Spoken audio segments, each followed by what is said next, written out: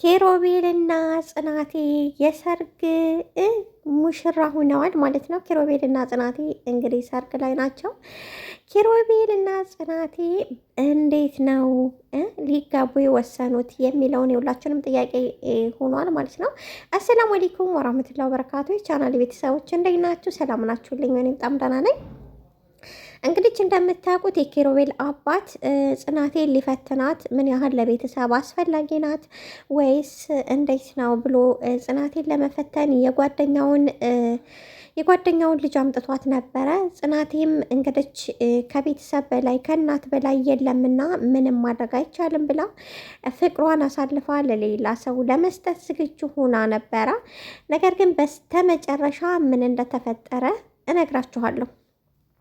ከዛ በፊት ግን ላይክ ሰብስክራይብ በማድረግ ቻናሌን ተቀላቀሉ። ሰብስክራይብ አድርጉኝ፣ አበረታቱኝ። መልካም ነገር ማድረግ ለእናንተ ቀላል ነው። እንደው በስልካችሁ መልካም ነገርን ለእኔ ያግዘኛል ማለት ነው።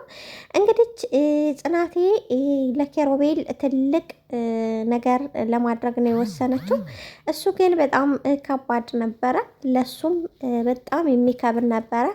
ምክንያቱም የሚያፈቅራት የሚወዳት አልፈልግህም ስትለው እንደዛ ወድሃለው በጣም ነው ማፈቅር ስትለው የነበረችው ልጅ እንዴት ነው አልወደህም ስትለው ምን እንደሚሰማው ሁላችንም መገመት አያቅተንም። ነገር ግን ኪሩቤል ይህንን እውነታውን አያውቅም። እንግዲህ ከዛ በፊት ግን እውነታውን ለጓደኛዋ ነበረ የነገረቻት። ከዚህ በኋላ ጓደኝነታችንን ማብቃት አለበት፣ ከዚህ በኋላ ያበቃል። ምክንያቱም እኔን ስለማታምንኝና ስለማትወጂኝ ነው፣ ለዚህ ነው ያልነገርሽኝ ብላት ነበረ ማለት ነው። እሷም ጽናቴም ደግሞ አረ በጭራሽ እንደምታስቢው አይደለም፣ ነገር ግን መናገር ስለሌለብኝ ነው፣ ግን አሁን እመኝልኝ ቃል ግቢልኝ ብላታለች ማለት ነው።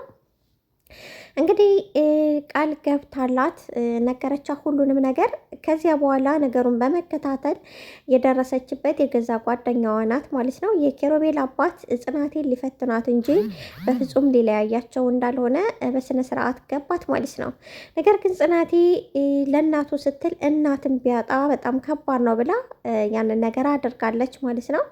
በስተመጨረሻ ግን ጽናትና ኪሩቤል የሰርጋቸውን ቀን የኪሩቤልም እናት ህመምተኛ አይደሉም። ይሄንንም ያመጡት ምን ያህል ለቤተሰብ ታስፈልጋለች፣ ምን ያህል ለቤተሰብ መስዋዕት ትከፍላለች፣ ምን ያህልስ ቤተሰብን ወዳድ ናት በማለት ነው እንጂ ሀሳቡን ያመጡት። የኪሩቤል እናትም ህመምተኛ አይደሉም፣ ጤነኛ ናቸው። ያው የኪሩቤል እናት ጽናቴን በጣም የሚወዷት በጣም ነው የሚሳሱላት። ምክንያቱም ቀጥ አድርጋ ቤታቸውን የያዘ ታማኝና ስነ ስርዓት ያላት ልጅ ስለሆነች በዚህ በሱ መወደዷ ለራሱ በጣም ደስ ብሏቸዋል። ሁሌ ምኞታቸው እንደነበረ ተናግረዋል ማለት ነው። ለባለቤታቸው እንደው ምን አለ ቢመለከት፣ ምን አለ ውጭ ውጭ ባያይ ቤት ያለውን ቢመለከት ብለው ሁሌ ስለሚያወሯቸው ከዛ ትተው መጡ። እንግዲህ አያቴ ታማለች ማለቴ የኪሩቤል አያት ወይም